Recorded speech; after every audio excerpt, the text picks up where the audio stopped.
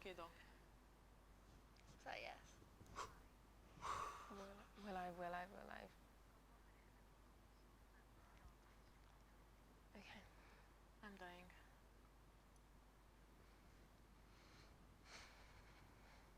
I'm really dying.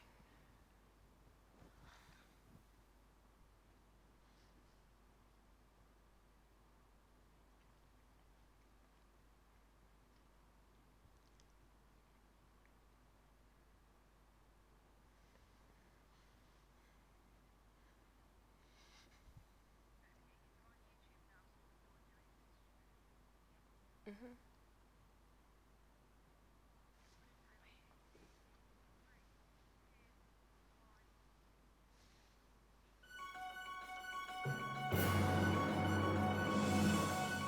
Coming up. Budget cuts mean threats to our city's culture. Underage drinking is on the rise. The little girl who inspired thousands of pounds to be raised. And celebrations take place for the world's oldest surviving Bible.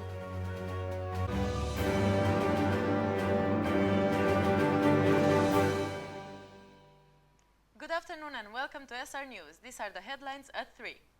There are growing concerns over young people taking so-called legal highs and the ramification of such. We have a 3-year-old girl who has raised 40,000 and a story about how schools across the city have been taking part in a project to recreate and modernize a beloved Bible. 2016 has brought a major concern to the Northeast as the increasing of young people consuming legal substances has risen hugely over the past 4 months. However, just because these substances are legal does not mean that they are safe to take. Rachel Purvis is here live in the studio to explain more. Hi. Hi, welcome Rachel. Thanks for having us. Okay. So, just because the name is legal high doesn't it actually mean that it's legal? Yeah, that's so true.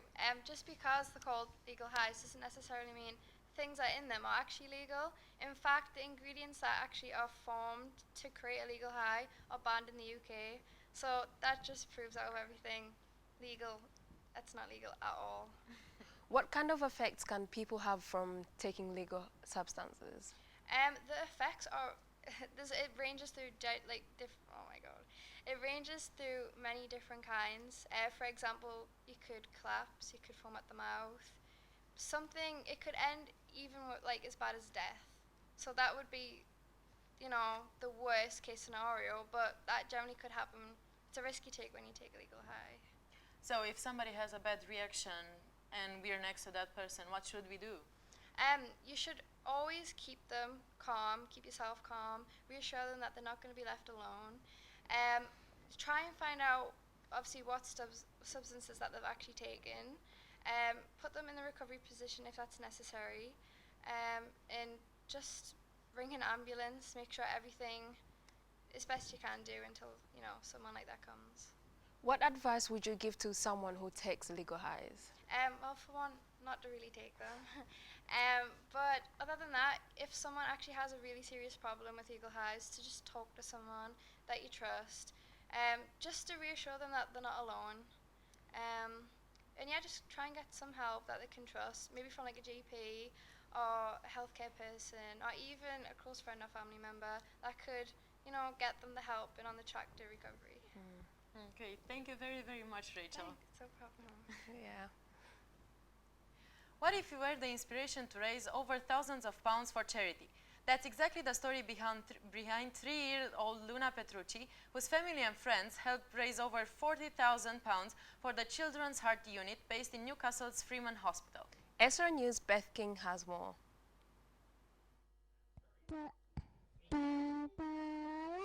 Shape have anywhere. Yes, Singing nursery rhymes dressed like a princess, it's hard to imagine that Sergio and Emma Petrucci's 3-year-old daughter Luna, who is the life and soul of the party, was born with 2 heart defects. We found out when we were waiting to be discharged after she was born. The paediatric nurse came round and listened to her heartbeat and found out that there was a murmur there. At first, having been told that the holes in her heart would close naturally as she grows, after 22 months of going back and forth to hospital, they were told devastating news. We were placed under observation for a number of months in the lead up. At one of the hospitals said everything was fine, and then 2 weeks later we got a letter to say that it wasn't true and that Luna would have to have open heart surgery. Having been told that the toddler needed surgery, further setbacks caused more agony. 8 o'clock came, 9 o'clock came, 10 o'clock came, still no word. She'd been prepared, she was nilled by mouth, she'd had her bloods taken the night before. I guess the way that you would compare it would be, Luna was the horse in the Grand National ready to race, and then all of a sudden she was told, the starting lineup was delayed. Luna was treated on Ward 23, the children's heart unit at the Freeman Hospital in Newcastle, one of only 2 units in the UK to perform open heart surgery on babies, toddlers and children. And I never forget, she had plasters up here on her cheeks and wires all over the place. She had the area where she'd been operated on. The machines were keeping her stable, and we were sent down to Ward 23, which is the famous ward for looking after little children like Luna. And there's a nice big playroom, nice beds, and everything's comfy down there, isn't it? To say thanks for the care given to their daughter, her parents organised a fundraiser for the Children's Heart Unit Foundation. During the night there was live music from local artists, as well as Naughty's hip-hop group So Solid Crew. Touched by Luna's story, the guests backed the fundraising, bidding up to £3,500 for the top gift at the auction. However, the £47,000 raised would not have been possible without Luna's parents, Sergio and Emma. It's very heartwarming to see such a young girl doing all these big things, and also the support from the family and friends. It's very touching. Yes, I know. Anyway, underage drinking has become a major problem in the Northeast. There has been a huge number of hospital submissions of under 18 due to alcohol. Our correspondent Elizabeth Kasperi went to find out more about this matter. In our society today, young people are likely to drink more alcohol comparing to adults. This has caused major problems such as the rise of suicide deaths and higher rates of under-18 hospital admissions in England. According to Balance Alcohol Officers, in the Northeast, approximately 660 under-18s were treated for alcohol dependency in 2009 and 2010, around 320 of whom were under 16. In an interview with Susan Taylor, who is the partnership manager at Balance, said parents are supposed to educate their children about the effects of alcohol, as this might help lower down the underage drinking rates. To find out more, I took the question to the streets of Sunderland to ask people what they thought about underage drinking. I think it's getting out of hand. They're going into shops and getting cheap alcohol, and there's no check on them. They should be made to show ID so they can't get this alcohol, because it's causing lots of violence and everything. To some extent, parents are responsible for that as well, but I think so. Government needs to give more awareness to the parents, and so they can give awareness to the kids as well. So it's on the both sides. They should definitely make them more strict, because I can see, I've seen a lot of people, underage people, drinking alcohol and tobacco and all that stuff. I think so they should be more strict about it. To conclude, many people believe the government needs to make the laws of purchasing alcohol much tougher compared to how they are at the moment. Nowadays, the city of Sunderland is known as an important academic city because of its university. But how many people know what life was like during the Second World War? Among multiple other key cities, Sunderland was hit quite badly due to its importance during the war, and Joanna Stashi reports. It is hard to picture the destruction that took place in Sunderland during the Second World War. Indeed, nowadays we see the city as a thriving hub of knowledge and academia as a result of its incredibly successful university. However, the city has been heavily remodeled after the severe damage it sustained during the war. Sunderland industry has been booming at the time, with its heavy industry, engine works and shipyards playing a vital role in assisting Britain in its war efforts. The shipyards alone produced 100 69,000 tons worth of equipment in 1938. This astounding level of productivity was concentrated in one small area, which unfortunately made it a vital target for German bombers flying over Britain as well as Nazi Germany's navy, the Kriegsmarine, which was deployed around the area. In fact, Sunderland was one of the 7 most bombed cities in England, with 267 people losing their lives at the hands of the Luftwaffe's pilot and the Kriegsmarine. In addition to its tragical loss of human lives, Sunderland suffered significant losses to its infrastructure, industry, and on a cultural front. 4,000 houses were either destroyed or damaged between 1940s and 1943 when the attacks were taking place. During the earlier stage of the attack, Sunderland's port and the chemical works in the docks had been damaged, as well as the railway. In fact, the damages suffered are too numerous to recall. Even the Rocker Beach, which had been under the military jurisdiction, and Mulberry Park suffered damages. Furthermore, several iron structures had been melted down to be made into weapons. Here are some more information about the damages. During the war, the fire bomb fell, crystallised the glass, made it very fragile, turned them almost like sugar. The next bomb came, and the blast blew the window in.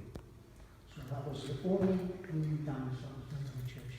So it's quite a miracle that it survived the war. That was the only damage. And that window, the modern window in there, was by Henry Evetts, and it's all partly in glass, which is very famous. Recently, schools across the city have been taking part in a historic project that dates centuries back in order to recreate and modernize a beloved Bible. Alicia Blunt has more details. Here in the historic setting of St. Peter's Church, visitors can admire a copy of the Codex. 3 copies were originally created in this monastery by monks 13 centuries ago. They were carried on foot to Rome in AD 716 as a gift to Pope Gregory II. The only remaining intact copy is housed in the L'Oriental Library in Florence. And on this site were created masses of incredible illuminated texts, the most important of which became known as the Codex Amiatinus. In fact, it's the world's oldest surviving Bible. This wonderful Bible, which weighed actually 5.5 stone, created from 1,500 animal skins as the vellum pages, left this building and travelled with an entourage of 80 monks across Europe into Rome to be donated to the Pope as a gift from this monastery. One of those 3 Bibles which are created is still in existence. It's in the Laurentian Library in Florence, notably one of the most important books in the world. To celebrate 1,300 years since the Codex was made, a new version is being created, not by monks, but by school children. There are 118 schools in our city, and every school has been given a very small text to read and to illustrate and to write.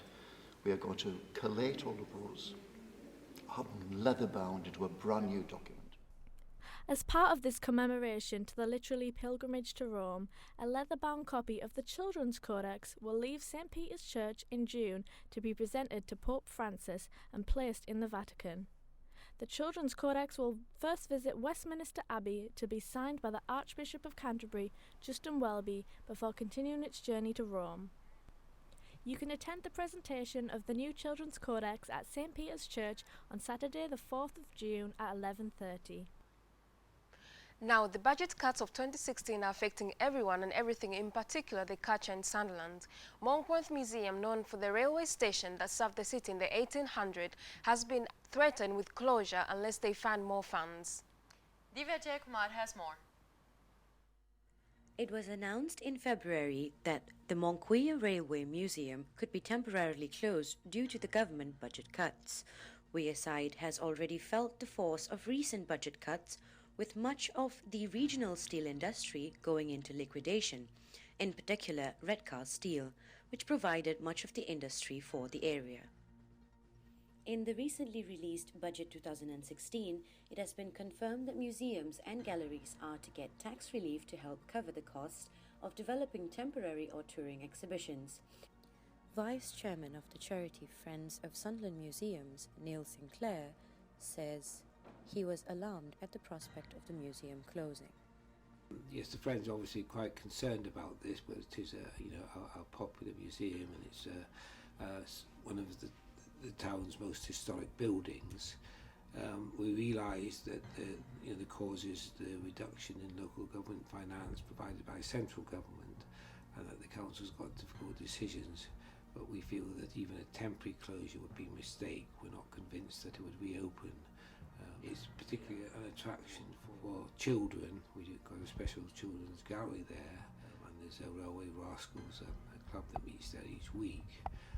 Neil thinks the change in the budget 2016 might be helpful for the Mont Wearmouth Museum. It might be. I suppose it won't be until next year, so it might be a bit late for Mont Wearmouth. But it's obviously something that needs to be looked at, and hopefully it might be. Esports are... Now, how many of you follow the esports scenes?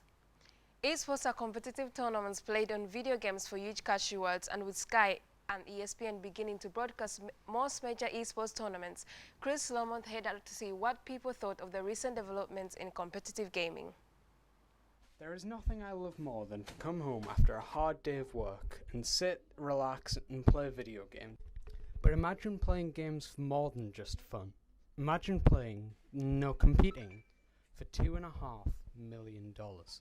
This weekend, 3 UK teams have the opportunity to do just that. Teams Epsilon, Infused and Excel made their way to the Halo World Championships and will be competing for the biggest prize pool in console history.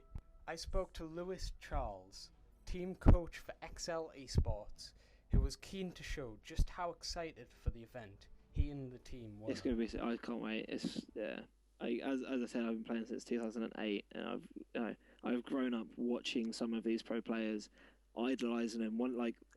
It's just now weird that knowing that tomorrow I'll be flying to America, and in less than 48 hours I'll be hanging out in a hotel, chilling with some of the pro players that are still playing are in the final.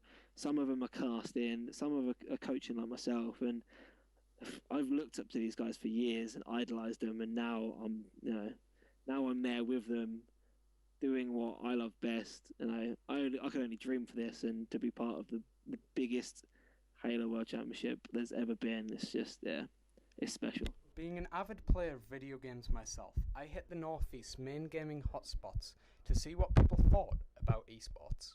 I've never personally been that into esports, but it's an interesting idea, and seeing the rise in esports in recent years has been an interesting thing, especially with my family being so into physical sports like football. Well, on my respect, I like to play them for fun most of the time, and you get to meet people that enjoy the same things as you. It's unlikely, but I'd like to see UK win in the Halo Worlds. Good luck, lads. That looks really exciting, actually. I've never been one for video games. Well, where have you been if you missed the horrible bank holiday weather? Hopefully that has passed and is going to be sunny from now on. Hopefully. I would hate it for it to be like that over the summer. Anyway, let's head over to Divya and find out. Well, as you can see here, I am by the River Wear in Sunderland with the Wearmouth Bridge in the background. It is very sunny today, however, if you have not noticed, it is a wee bit windy. Also slightly chilly, so I really should have put on a jacket.